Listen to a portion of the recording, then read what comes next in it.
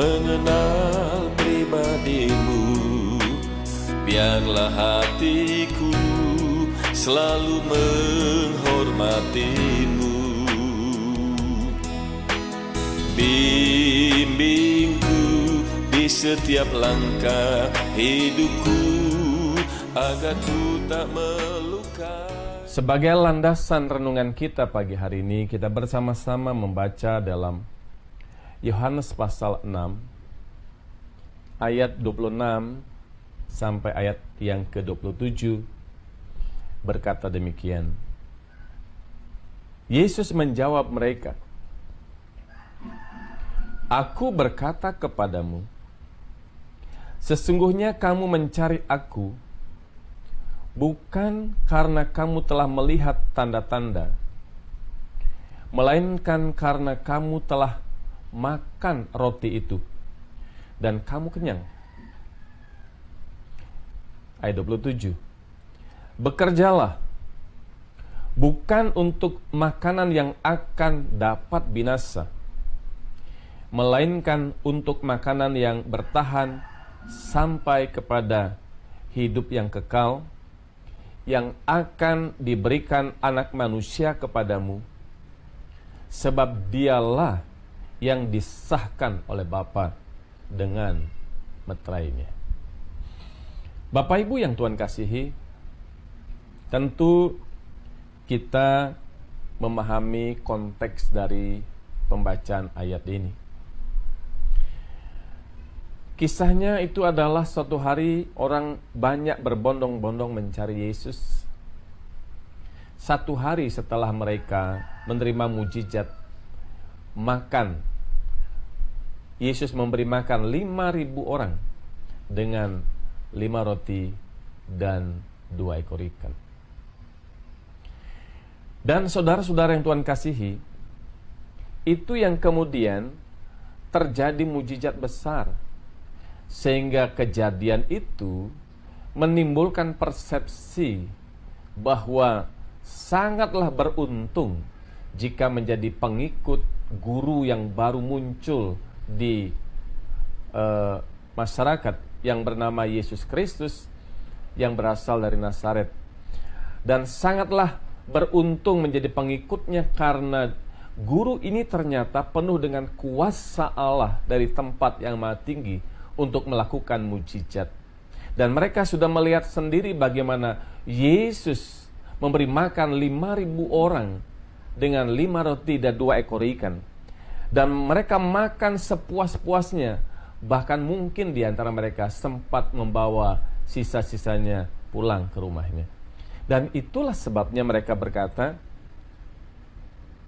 kalau saya menjadi pengikut Yesus, berarti ada faktor keuntungan, yaitu paling tidak setiap kali ada kebutuhan, saya bisa memanfaatkan Yesus untuk mencukupi semua keperluan saya. Itu sebabnya pagi-pagi mereka telah mendahului Yesus di seberang. Dan ketika Yesus ada di seberang sampai, mereka kemudian terjadi dialog, menyapa Yesus. Tetapi Yesus menjawab mereka, kata firman Tuhan yang kita baca tadi. "Aku tahu bahwa kamu mencari Aku bukan karena kamu melihat tanda-tanda, tetapi karena kamu makan roti itu dan kamu kenyang." Tentu saja konteks pembacaan kita ini adalah kritikan Yesus, kritikan yang sangat keras dan tajam kepada orang-orang banyak itu, orang-orang Yahudi yang banyak itu, tentang motivasi mereka mencari Yesus. Bukan karena mereka melihat dan percaya bahwa Yesus itu adalah Mesias yang hidup, yang akan memberikan kehidupan di kekekalan. Mereka tidak mempercayai bahwa Yesus itu adalah Tuhan, Mesias yang dijanjikan. Tapi mereka hanya berhenti kepada pemahaman Yesus adalah guru yang berkuasa dan penuh dengan mujizat. Karena itu Yesus mengkritik mereka. Seakan-akan Yesus jelas mengatakan bahwa seharusnya kamu mencari aku bukan karena mencari mujizat yang aku kerjakan, tapi seharusnya kamu mencari aku karena aku adalah Tuhan yang akan menentukan seseorang itu masuk surga atau tidak. Dan seharusnya kamu mencari aku karena kamu tahu bahwa aku Mesias yang bahkan memberikan kehidupan yang kekal bagi setiap orang yang hidup sesuai dengan kehendak Bapa di surga.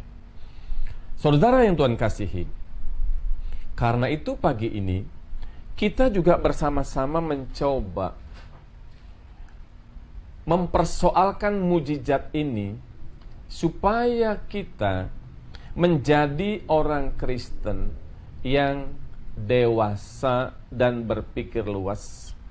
Dan kita harus memahami mujizat ini dalam konteks keselamatan yang Allah kerjakan. Pertama-tama kita mesti mengerti mujizat.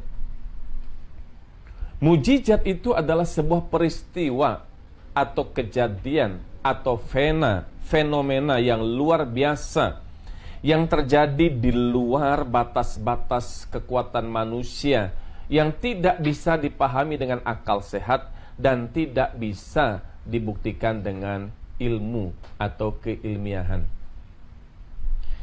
Dan biasanya orang-orang yang beragama memaknai bahwa mujizat itu adalah suatu peristiwa atau kejadian yang hanya bisa dikerjakan oleh kekuatan supranatural. Karena itu, untuk kelompok agamis, mereka mempercayai bahwa mujizat itu bisa dan hanya bisa dilakukan oleh para dewa atau Tuhan yang mereka yakini. Dan di dalam kekristenan kita menghubungkan dengan, kita sering berkata, Yesus Allah yang hidup penuh kuasa, di dalam Dia ada mujizat. Bapak Ibu yang Tuhan kasihi, dengan demikian maka saya ingin mengatakan kepada saudara bahwa hal mujizat ini bukan monopoli orang Kristen.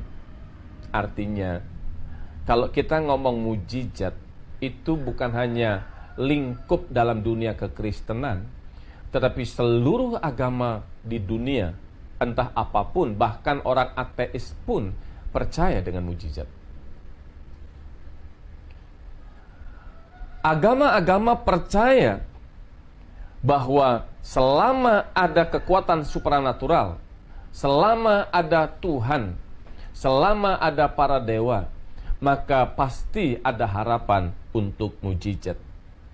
Dan mujizat itu untuk banyak orang di luar sana, termasuk juga orang Kristen percaya, sakit apapun yang mungkin susah untuk disembuhkan, bisa disembuhkan oleh kekuatan supranatural. Bahkan hal-hal yang di luar dugaan, di luar pola pikir manusia pun, hal itu bisa terjadi sebagai sebuah perkara-perkara atau kejadian yang disebut dengan mujizat.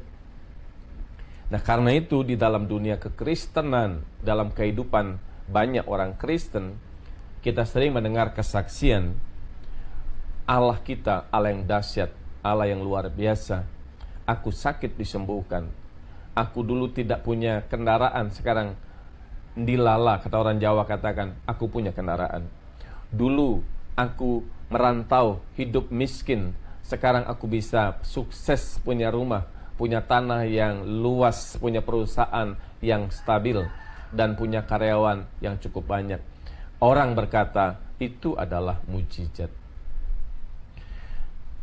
Orang kemudian memaknai bahwa apapun yang ajaib bagi dia, itu disebut dengan mujizat. Saudara yang Tuhan kasihi, saya dalam hal ini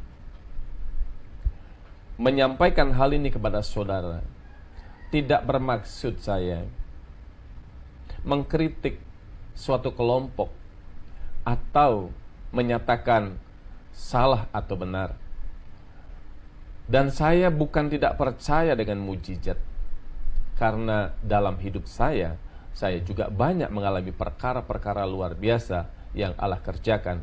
Bahkan sampai detik ini saya hidup karena ada tangan Tuhan yang hebat menopang hidupku. Tetapi pagi ini kita mau belajar menyikapi mujizat itu secara benar, agar bagaimana saudara memahami mujizat itu, maka demikianlah kita akan bersikap terhadap Tuhan. Apabila saudara memiliki dan memahami mujizat itu dalam perspektif Alkitab, perspektif yang benar, perspektif Allah, tentu dalam kaitannya rancangan keselamatan Allah, maka itu pasti akan berdampak pada perilaku kekristenan kita dan memperlakukan Allah secara patut, bermartabat dan agung. Bukan sebaliknya, kita menggunakan iman percaya kita, bahkan kita mencopot ayat-ayat di dalam Alkitab, kita keluarkan dari konteksnya, kita ambil teksnya, kemudian kita mengklaim kuasa Tuhan yang hidup dan berkuasa, dan kemudian kita katakan, aku percaya mujizat masih ada, aku percaya hari ini terjadi mujizat, aku percaya hari ini Tuhan pasti menyembuhkan penyakitmu, dan lain sebagainya. Saya tidak mengatakan bahwa itu salah. Mujizat perlu, mujizat itu baik. Tetapi saya ingin katakan bahwa orientasi kekristenan kita janganlah mencari Tuhan karena mujizat. Janganlah mengatakan Tuhan itu baik ketika kita melihat mujizat. Tetapi kekristenan yang dewasa, dia bisa berkata, aku percaya Tuhan bukan karena mujizat, namun demikian aku percaya mujizat itu adalah kewenangan Tuhan. Bapak Ibu yang Tuhan kasihi, bagaimana gereja memahami dan menempatkan mujizat dalam kehidupannya, maka demikianlah pasti berdampak kepada bagaimana dia memperlakukan Tuhan di dalam hidupnya. Yang pertama, kita harus tahu bahwa kita harus memiliki pemahaman dan sikap yang benar terhadap mujizat. Kita harus memiliki pemahaman dan sikap yang benar terhadap mujizat. Sebab, saya ulang lagi,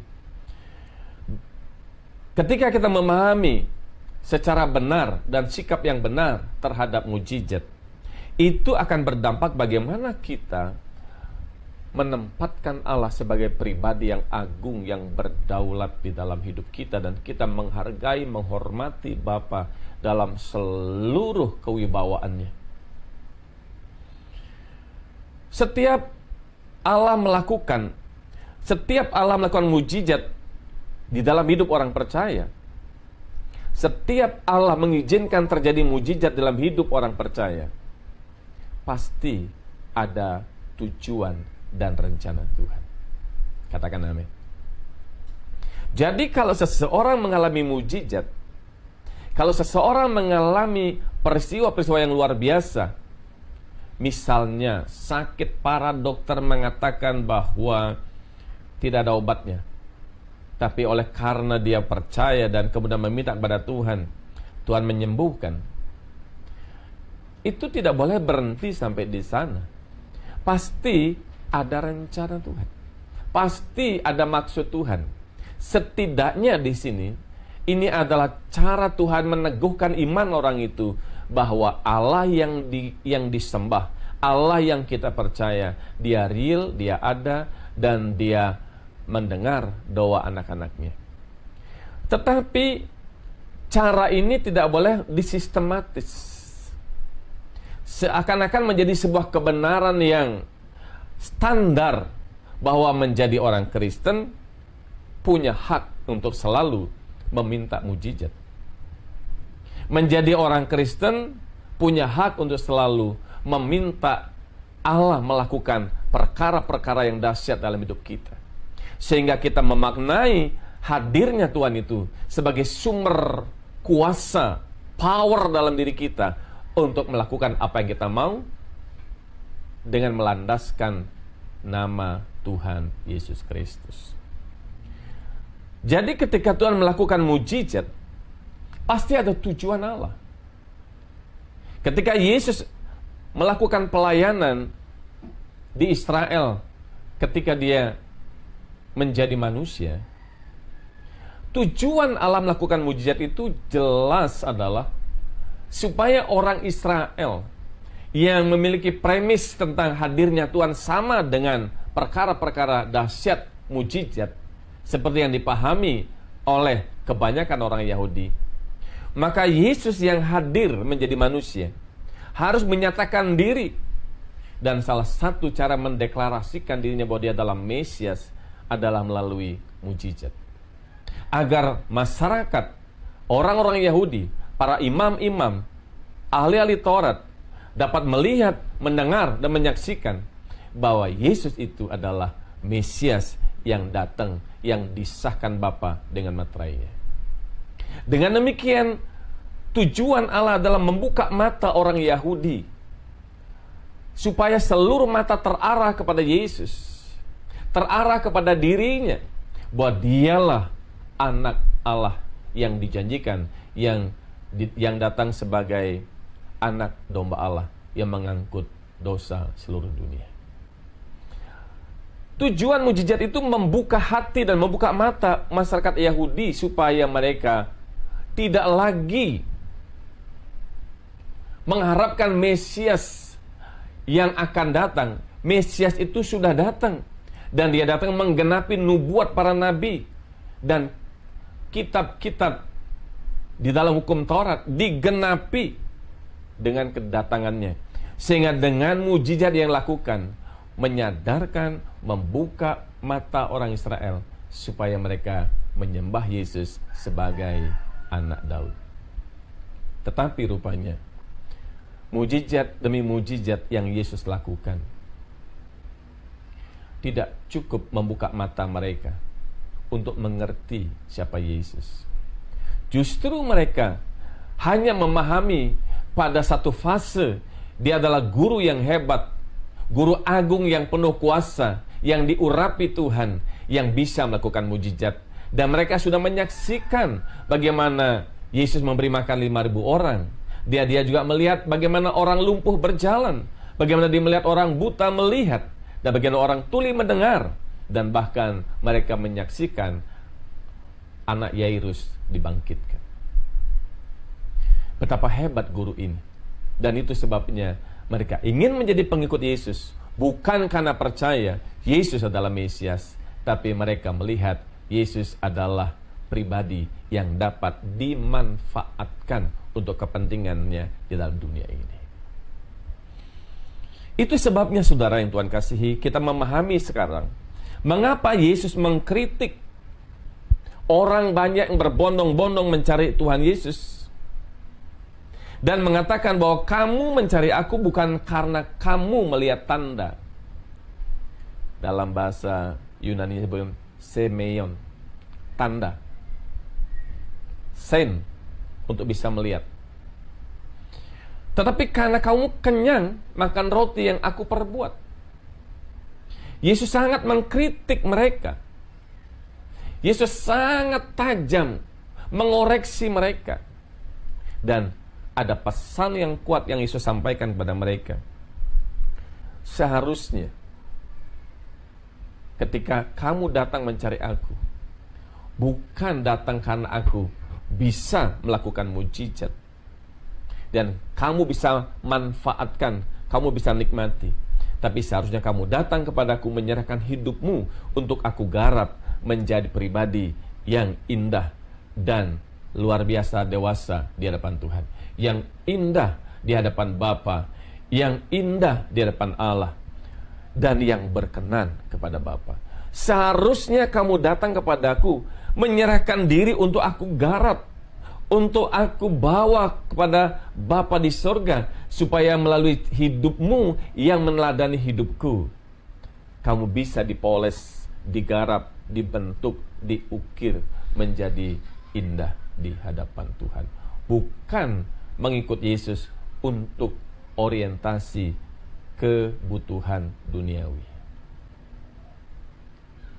Bapak Ibu yang Tuhan kasihi, nah hari-hari ini kita dapat melihat gereja-gereja muncul di mana-mana. Biasanya gereja-gereja yang notabene banyak pengkhotbah muncul, demam dengan mujizat. Tema-temanya selalu mujizat. Tema-temanya selalu berkat. Tema-temanya selalu kesenangan. Tema-temanya selalu kesuksesan. Lalu menciptakan formula-formula yang diciptakan oleh sang pengkhotbah.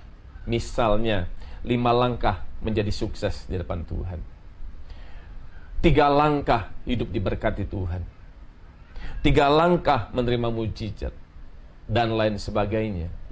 Itu cuma contoh kalimat bagaimana hamba-hamba Tuhan seakan-akan bisa mengatur Tuhan dengan formula-formula teologis yang diaturnya. Padahal yang dimaksudkan dengan teologia yang itu adalah hanya kekuatan pikiran, hanya positive thinking. Dan itu kadangkala tidak lebih daripada perkataan seorang motivator, bukan seorang pemberita Injil. Pemberita Injil yang benar akan mengarahkan jemaatnya, bukan memanfaatkan Tuhan untuk kepentingannya. Pemberita Injil yang benar, bukan justru memarkir jemaatnya dalam dunia ini, tapi dia akan menarik paksa umatnya untuk hidup kudus, meneladani hidup Yesus, dan memindahkan tujuan hidupnya dari dunia ini kepada kekekalan langit baru dan bumi baru.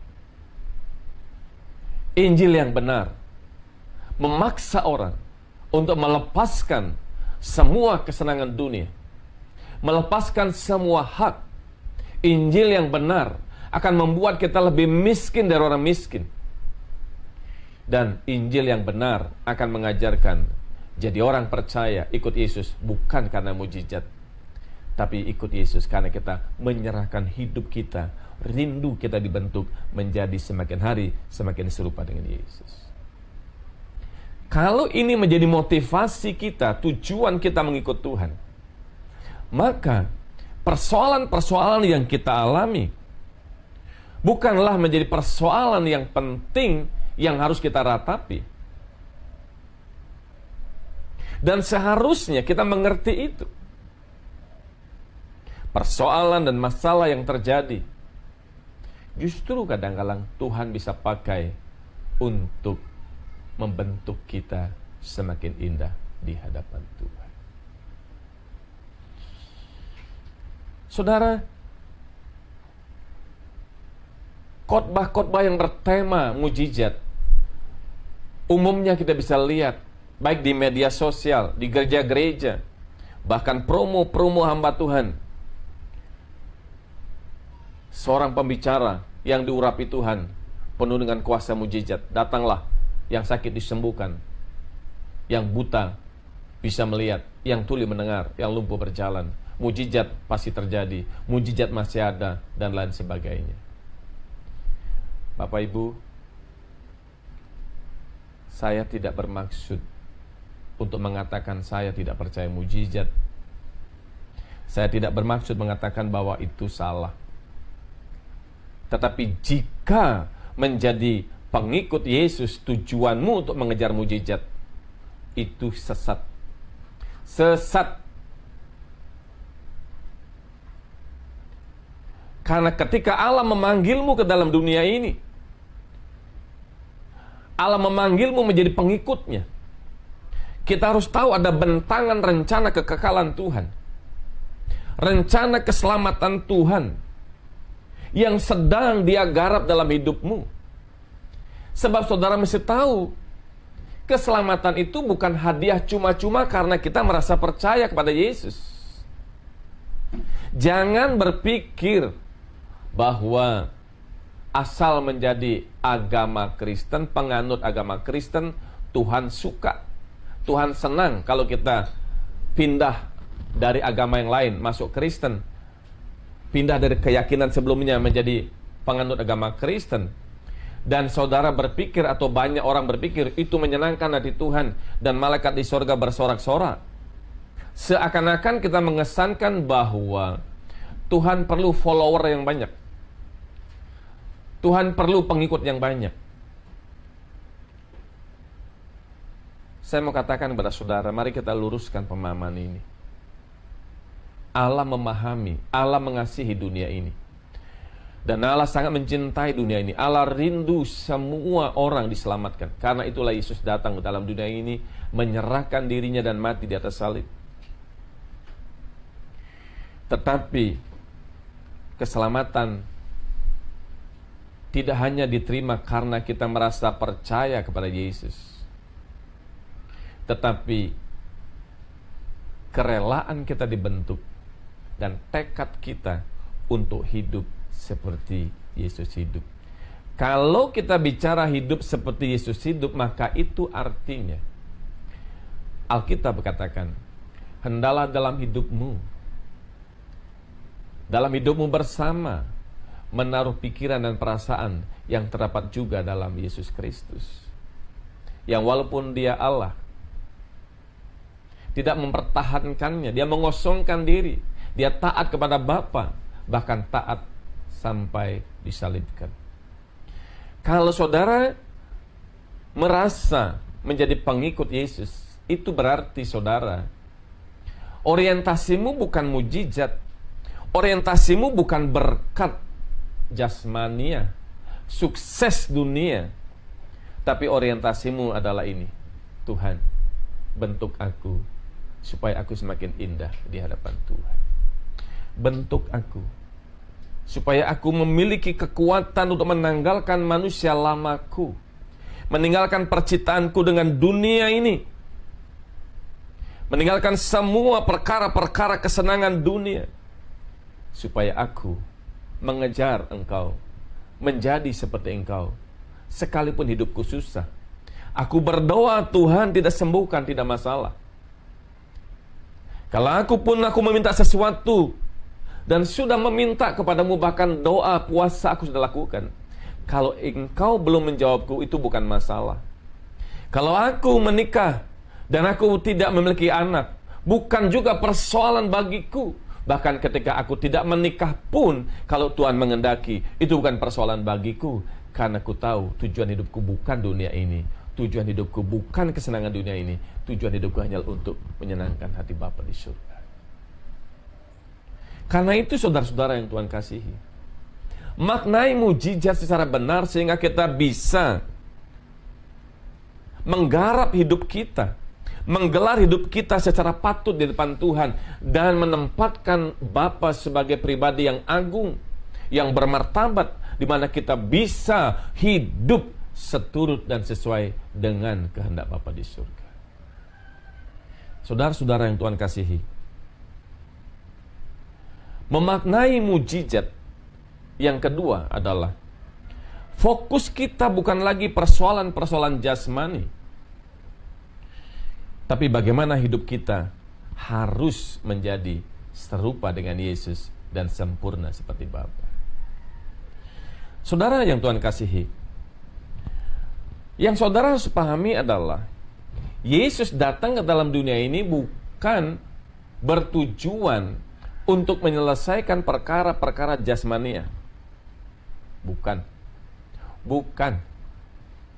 Kalau Yesus mati disalibkan dengan penderitaan yang demikian hebat, dan dalam penderitaannya dia taat sampai meneteskan darah terakhir dan berkata sudah selesai.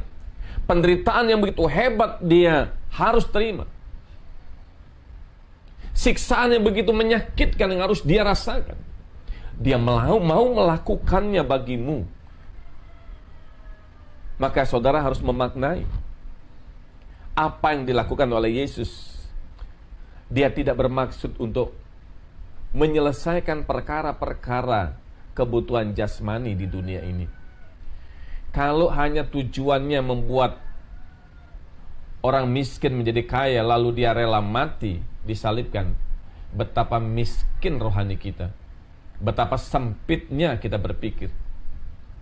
Kalau saudara memaknai bahwa kematian Yesus hanya untuk urusan sakitku harus disembuhkan, betapa miskinnya kita memahami kematian Tuhan.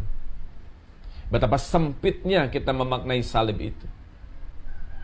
Kalau orang Kristen memahami bahwa menjadi pengikut Yesus berarti kita akan melihat perkara-perkara yang spektakuler dalam hidup ini, maka betapa dangkalnya iman kita dan pemahaman kita tentang Tuhan. Saya ingin katakan kepada saudara, dimanapun engkau berada, Yesus mati, disalibkan, sampai nyawanya dia harus diserahkan. Dia mau menggarap kita, membawa kita dengan orientasi kekekalan, bukan orientasi dunia ini. Karena itu, jika saudara punya masalah, mari kita bersyukur. Tidak usah kita meminta-minta Tuhan selesaikan masalah kita. Tidak perlu kita merengek-rengek Tuhan menyelesaikan masalah kita. Jalani hidup sesuai dengan pikiran dan perasaan Kristus. Jalani hidup berkenan kepadanya. Maka tanpa saudara meminta, saya yakin dan percaya Bapa kita yang maha baik dan maha sempurna, Dia tahu setiap persoalan kita.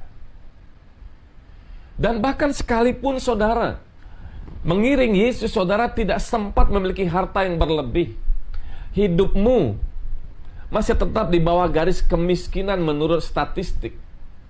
Dan saudara mengalami hal itu. Saudara tidak punya kendaraan yang layak, saudara tidak punya rumah yang layak, saudara tidak punya harta berlebih. Bukan persoalan dalam diri saudara. Dan jangan karena itu engkau berdoa puasa 7 hari 7 malam supaya engkau diberkati menjadi orang sukses, menjadi orang kaya. Sebab kekayaan dan harta yang kita miliki itu tidak ada artinya, dan itu fana. Jadi jangan kau menangis, meratap, berdoa puasa hanya minta diberkati, memiliki sesuatu harta dalam dunia ini. Tapi merataplah dan menangislah dengan Tuhan, karena engkau adalah orang-orang yang gagal melakukan kehendak Bapa dan sekarang mau memulihkan hidupmu, bertobat, berjuang untuk menjadi semakin berkenan kepada Tuhan. Dan tentu ini tidak mudah. Karena itu kita meratapi diri kita, Bapa, ternyata aku banyak salah, ternyata aku banyak gagal, ternyata aku belum hidup seperti yang Bapa inginkan. Aku meratapi nasibku, aku meratapi diriku, dan aku rindu Tuhan, tolong saya agar aku semakin berkenan kepada Bapa di surga. Saudara, tujuan hidupmu dipanggil oleh Tuhan, bukan memperkarakan Tuhan untuk menyelesaikan masalah-masalah dunia. Bukan berarti saya mau mengatakan kepadamu pagi ini, saudara tidak boleh meminta, saudara tidak boleh berdoa, saudara tidak boleh meminta kesembuhan. Tetapi yang saya ingin katakan adalah pemahamanmu yang benar tentang mujizat. Seandainya engkau sakit, engkau berdoa, dan bahkan mungkin sudah berbulan-bulan saudara berdoa, bahkan tahunan saudara berdoa, minta supaya jantungmu yang sakit itu disembuhkan. Tapi Tuhan nyatanya tidak menyembuhkan penyakit jantungmu. Bahkan ketika saudara sedang sakit lever, engkau berdoa mujizat Tuhan, bahkan mungkin saudara dituntun oleh hamba Tuhan untuk minum anggur perjamuan, minyak urapan, dan lain sebagainya. Engkau sudah lakukan, tapi nyatanya engkau belum sembuh. Hari ini robah pola pikirmu. Tidak apa. Jika karena penyakitmu Tuhan mengizinkanmu untuk semakin lekat dengan Tuhan, berharap dengan Tuhan, bahkan sampai Allah menjemputmu. Kita tahu di dunia kita memiliki tubuh yang fana, yang rentan dengan penyakit, tapi satu kali kita akan menerima tubuh kemuliaan bersama Bapa di surga. Yang kita kejar adalah bagaimana hidupmu berkenan kepada Bapa. Hidupmu serius dengan Tuhan. Jika karena engkau punya masalah rumah tangga, engkau ditinggalkan oleh pasangan hidupmu, engkau kecewa, jangan sampai engkau melihat hal ini sebagai dunia sudah kiamat. Tidak apa, manusia bisa meninggalkanmu, tapi bentuk batinmu makin indah. Sebab satu kali kita bertemu dengan sahabat kita, Tuhan kita yang setia dengan kita. Kita memandang wajahnya, itulah Yesus Kristus. Bapak Ibu yang Tuhan kasihi, itu sebabnya saya ingin katakan pagi ini, mempersoalkan mujizat dalam tema kita tentu dimaksudkan adalah mengoreksi pemaknaan kembali isu mujizat dalam kehidupan orang percaya. Bahwa yang pertama, iman kepada Yesus bukan berorientasi kepada mujizat. Iman kepada Yesus orientasinya adalah kita harus mengejar keserupaan dengan Yesus dan sempurna seperti Bapa, karena hanya orang yang hidupnya serupa dengan Yesus dan berkenan kepada Bapa, itulah ketika kita harus mengakhiri kelana hidup ini dalam dunia, menutup mata yang terakhir, tubuh kita dikuburkan, tapi roh kita kembali kepada Dia, dan di sana kita akan berjumpa dengan Bapa, berjumpa dengan Yesus, dan di sana kita akan mendengar satu kalimat, inilah anakku yang kukasihi, kepadanya aku berkenan. Iman kepada Yesus jangan orientasinya mujizat. Iman kepada Yesus orientasinya adalah engkau harus hidup suci, tanpa cacat celah, serupa dengan Yesus dan sempurna seperti Bapa. Karena itu jika ada masalah, pergumulan dalam hidupmu, biar engkau maknai hal itu sebagai cara Tuhan, kesempatanmu untuk menorehkan kebenaran dalam jiwamu, melukiskan batiniahmu semakin indah, dan kau semakin menghayati bahwa di balik semua masalah ada rencana Tuhan yang indah bagi kita. Haleluya. Yang kedua,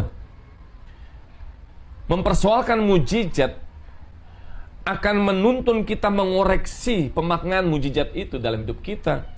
Bahwa Tuhan Yesus datang ke dalam dunia ini tidak memfokuskan dengan perkara-perkara lahiriah, persoalan-persoalan duniawi ini. Tapi Yesus datang ke dalam dunia dan memanggilmu sebagai pengikutnya untuk sebuah tujuan, agar engkau dipersiapkan layak memasuki langit baru dan bumi baru. Di sana tidak ada tangisan, di sana tidak ada penderitaan, di sana tidak ada corona, di sana tidak ada kesusahan, di sana tidak ada penderitaan apapun. Di sana bersama Bapa, hidup dalam sukacita, hidup di dalam berkat-berkat, persekutuan dengan Allah, dan di sana kita melayani Allah, menyukakan hati Bapa di surga, dan kita disediakan, Alkitab katakan, aku menyediakan tempat bagi. Kejar itu saudara, kejar itu, jangan yang lain-lain. Kalau iblis mencoba mengalihkan hatimu kepada dunia, kalau iblis mencoba untuk menipumu seakan-akan mengikut Yesus orientasinya adalah dunia, hari ini buka matamu. Hari ini sadar bahwa hidup menjadi orang Kristen bukan perkara mujizat, tapi hidup menjadi orang Kristen, pengikut Yesus adalah kita dibentuk, kita diasah, diproses untuk menjadi serupa dengan Yesus. Orientasi kita bukan dunia, orientasi kita adalah perkara-perkara kekekalan. Yang ketiga, saudara, saudara harus menyadari, saudara harus mengerti, memaknai, mempersoalkan mujizat itu berarti mengintrospeksi kita, mengoreksi kita, bahwa mujizat itu tidak pernah mengubah karakter. Mujizat itu tidak pernah mengubah karakter. Orang Israel itu, saudara, bagaimana mereka mengalami mujizat yang luar biasa sejak keluar dari Mesir di padang gurun, perjalanan mereka menuju Kanaan. Tapi mujizat itu tidak pernah mengubah karakter mereka. Karena itu saudara yang Tuhan kasihi, yang dapat mengubah saudara itu adalah kebenaran. Saudara harus bisa memahami bahwa mujizat itu tidak mengubah karakter. Yang mengubah karaktermu adalah kebenaran. Firman, Injil yang murni, kebenaran yang murni, itu yang mengubah karakter saudara. Karena itu, setiap apapun yang terjadi dalam hidup kita, sepanjang hidup ini, yang kita kejar harus kebenaran Injil yang murni itu. Saudara belajar firman yang benar, dan tutup telingamu dengan ajaran-ajaran yang menyesatkanmu. Tutup telingamu terhadap khotbah-khotbah yang menginambobokkan. Memang kebenaran itu selalu nggak nyaman, saudara. Saudara kalau dengar khotbah seperti ini, bisa-bisa sebagian orang mengatakan, saya ini sesat. Pendeta yang tidak percaya mujizat. Pendeta yang tidak percaya kuasa Tuhan. Pendeta yang terlalu ekstrim. Selalu ngomong soal langit baru, bumi baru. Dan saya mau katakan kepada saudara bahwa Injil yang benar-benar memang seperti ini. Nggak nyaman, kenapa nggak nyaman? Karena kita sudah terbiasa, terbentuk nyaman dengan dunia. Nyaman dengan kenikmatan daging. Nyaman dengan filosofi dunia. Sekarang kita harus keluar dari dunia ini. Bercerai dengan dunia ini. Dan itu tidak nyaman. Dan Injil yang benar akan menceraikanmu dari dunia ini. Karena itu saudara-saudara yang Tuhan kasihi, saudara harus menghayati bahwa mujizat itu bisa saudara butuhkan untuk orang Kristen junior awal-awal. Tapi setelah kita menjadi Kristen yang dewasa, bahkan mungkin saudara lahir sudah Kristen, orientasimu jangan lagi mujizat. Orientasimu harus mengejar kebenaran. Belajar kebenaran. Baca Alkitab. Dengerin khotbah-khotbah yang dari hamba-hamba Tuhan yang kita tahu menyampaikan Injil yang benar. Makanya kita bersyukur Tuhan bawa kita di sebuah rumah atau keluarga sinode yang mengajar kita Injil yang benar. Bukan saya katakan sinode lain tidak ngajarin yang benar. Saya bicara kita ada di sini. Dan kita tahu di sini kita diajarkan Injil yang benar. Karena itu saudara, gunakan waktu yang ada. Belajar. Jangan saudara habiskan waktu untuk nonton sinetron. Saudara habiskan waktu untuk bercandaria.